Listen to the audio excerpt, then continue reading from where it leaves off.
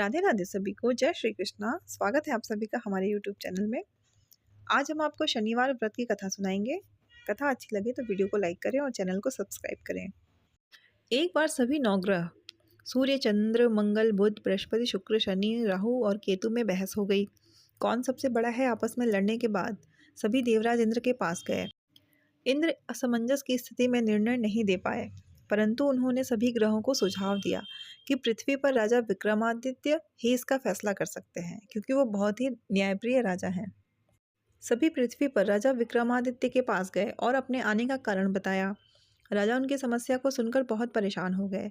उनका चिंतन होना लाजमी था, क्योंकि जिसको भी किसी से छोटा बताया तो वही गुस्सा कर जाएगा। राजा के काफ़ी सोच विचार के बाद उन्हें एक उपाय सूझा। उन्होंने सुवर्ण, रजत, कांस्य, पीतल, सीसा, रांगा, जस्ता, अभ्रक और लोहे से 9 सिंहासन का निर्माण करवाया। उन्हें उपयुक्त क्रम में रख दिया गया। सबसे निवेदन किया गया कि क्रमानुसार सिंहासन पर आसन ग्रहण करे। शर्त रखा गया कि जो सबसे अंतिम में सिंहासन पर आसन ग्रहण करेगा वही सबसे छोटा माना जाएगा, जिसकी वजह से शनिदेव सबसे बाद में आसन प्राप्त कर सके और सबसे छोटे कहलाए। क्रोध के आवेश में आकर शनिदेव ने सोचा कि राजा ने यह सब जानबूझकर किया है।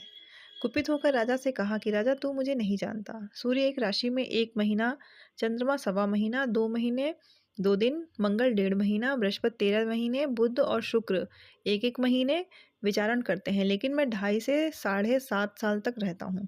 मैंने बड़े बड़े का विनाश किया है। श्री राम की 7.5 आने पर उन्हें जंगल जंगल भटकना पड़ा और रावण की आने पर लंका को बंदरों की सेना ने परास्त होना पड़ा। क्रोधित शनिदेव ने राजा से कहा कि अब आपको सावधान रहने की जरूरत है। इतना कहकर शनिदेव कुपित अवस्था में वहां से चले गए। समय गुजरता गया और कालचक्र का पहिया घूमते हुए राजा की 7.5 आ ही गई। तब शनिदेव घोड़ों का सौदागर बनकर राजा के राज्य में गए। उनके साथ अच्छे नस्ल के बहुत सारे घोड़े थे।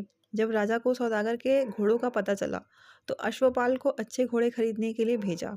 अश्वपाल ने कई अच्छे घोड़े खरीदे। इसके अलावा सौदागर ने उन्हें उपहार स्वरूप एक सर्वोत्तम नस्ल के घोड़े को राजा की सवारी हेतु दिया। राजा विक्रमादित्य जैसे ही उस घोड़े पर बैठे, वह सरपट वन की ओर भागने लगा। जंगल के अंदर पहुंचकर वह गायब हो गया। भूखा प्यासा राजा जंगल में भटकने लगे। अचानक उन्हें एक ग्वाला दिखाई दिया, जिसने राजा की प्यास बुझाई।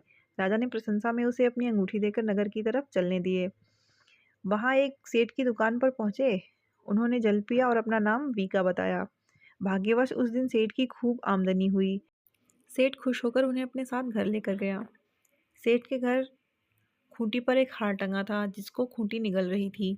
कुछ ही देर में हार पूरी तरह से गायब हो गया। सेठ वापस आया तो हार गायब था। उसे लगा कि वीका ने ही उसे चुराया है। सेठ ने वीका को कोतवाल से पकड़वा दिया और दंड स्वरूप राजा उसे चोर समझकर हाथ पैर कटवा दिया। अपंग अवस्था में उसे नगर के बाहर फेंक दिया गया। तभी वहां से एक तेली निकल रहा था, जिसको वीका पर दया आ गई। उसने वीका को अपनी गाड़ी में बैठा लिया। वीका अपनी जीभ से बैलों को हाँकने लगा। कुछ समय पश्चात राजा की सनी दशा समाप्त हो गई। वर्षा काल आने पर वीका मल्हार गाने लगा। एक नगर की राजकुमारी मनभावनी ने मल्हार सुनकर मन ही मन प्रण कर लिया कि जो भी इस राग को गा रहा है वो उसी से विवाह करेगी। उन्होंने दासियों को खोजने के लिए भेजा, परंतु वापस आकर उन्हें बताया कि वह एक अपंग आदमी है। राजकुमारी यह जानकर भी नहीं मानी और अगले दिन वह अनशन पर बैठ गई। जब लाख समझाने पर राजकुमारी नहीं मानी, तब राजा ने उस तेली को बुलवाया और वीका से विवाह की तैयारी करने के लिए कहा। वीका से राजकुमारी का विवाह हो गया। एक दिन वीका के स्वप्न में शनिदेव ने आकर कहा कि देखा राजन, तुमने मुझे छोटा बताकर कितना दुख झेला है। राजा ने क्षमा मांगते हुए हाथ जोड़कर कहा कि हे शनिदेव, जैसा दुख मुझे दिया है किसी और को ऐसा दुख मत देना। शनिदेव इस विनती को मान गए और कहा कि मेरे व्रत और कथा से तुम्हारे सारे कष्ट दूर हो जाएंगे। जो भी नित्य मेरा ध्यान करेगा और चींटियों को आटा डालेगा, उसकी सारी मनोकामनाएं पूर्ण हो जाएंगी।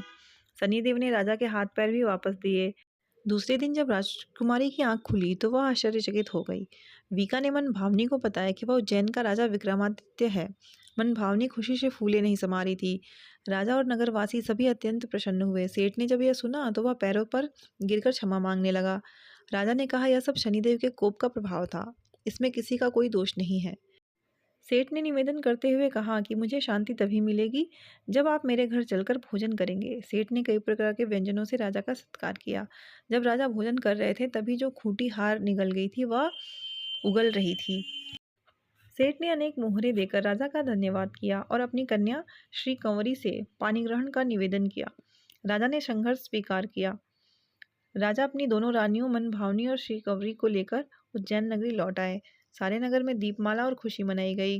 राजा ने घोषणा करते हुए कहा कि मैं शनिदेव को सबसे छोटा बताया था, लेकिन असल में वही सर्वोपरि हैं। तब से सारे राज्य में शनिदेव की पूजा और कथा नियमित होने लगी। सारी प्रजा के बीच खुशी और आनंद का वातावरण बन गया। शनिदेव के व्रत की कथा को जो भी सुनता या पढ़ता है, उसके सारे कष्ट दूर हो जाते हैं।